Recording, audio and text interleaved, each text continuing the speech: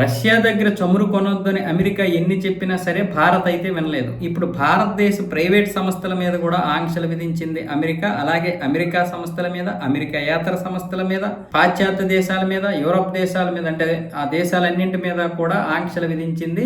ఇప్పుడు దానివల్ల ఈ ఆంక్షలు అమలవ్వడానికి ముందే మన భారత కంపెనీలు, కొన్ని ప్రైవేట్ కంపెనీలు రష్యా దగ్గర చమురు కొన్నాయి. ఆ చమురు నౌక ఇప్పుడు జర్మనీ, డెన్మార్క్ మధ్యలోకి వచ్చేసరికి ఈ ఆంక్షలు అమలవ్వడం వల్ల ఆ నౌక అయితే యూటర్న్ తీసుకున్నట్లుగా ఇప్పుడు షిప్ ట్రాకింగ్ డేటా అయితే ఒక విషయాన్ని వెల్లడించింది, ఒక ప్రకటనని. ఈ డేటా ప్రకారం ఆ యొక్క షిప్పు చాలా నెమ్మదించింది డెన్మార్క్, జర్మనీ వచ్చిన దగ్గర. ఆ తర్వాత అక్కడ యూటర్న్ తీసుకుంది అన్న విధంగా అయితే ఆ ప్రకటనలో ఉంది.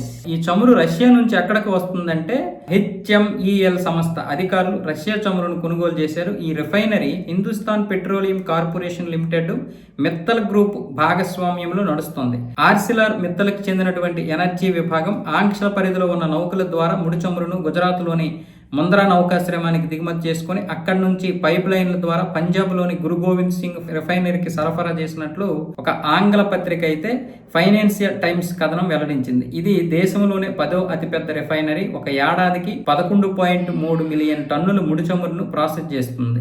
అయితే ఇలాంటి తక్కువ ధరకి మనం ఆంక్షల నేపథ్యంలో కొనుక్కుంటున్నటువంటి ఈ చమురును కూడా ఇప్పుడు అమెరికా మన దేశానికి రానివ్వకుండా కట్టుదిట్టమైనటువంటి ఆంక్షలు విధించిందనమాట. ఈ ఆంక్షలు నవంబర్ 21తో పూర్తి అయిపోవాలి. అంటే ఏదైనా సరే కొంటే, ఇంకెక్కడైనా ఎవరైనా కొనాల్సి వస్తే ఆ యొక్క లావాదేవీలన్నీ నవంబర్ 21 వల్ల పూర్తి అయిపోవాలని చెప్పింది. మరి నవంబర్ 21 కల్లా పూర్తి అయిపోవాలంటే నౌక ఎందుకు మరి యూటర్న్ తీసుకుందో అర్థం కాలేదు. ఇదంతా కూడా ఒక బెదిరించడానికి చేస్తున్నటువంటి ఒక పెద్ద కుట్ర. అమెరికా సంస్థలు కూడా మేము బెదిరిస్తామని అమెరికా చెబుతుంది, కానీ మరి అమెరికా సంస్థలు అయితే మాత్రం అన్ని లాభపడుతుంది. అమెరికా ప్రభుత్వం కూడా రష్యా దగ్గర చమురు కాకపోయినా మిగతా వ్యాపారాలన్నీ చేసుకుంటుంది. ఈ విధంగా భారతదేశం మీద పడి చస్తున్నారు అందరూ కలిసి.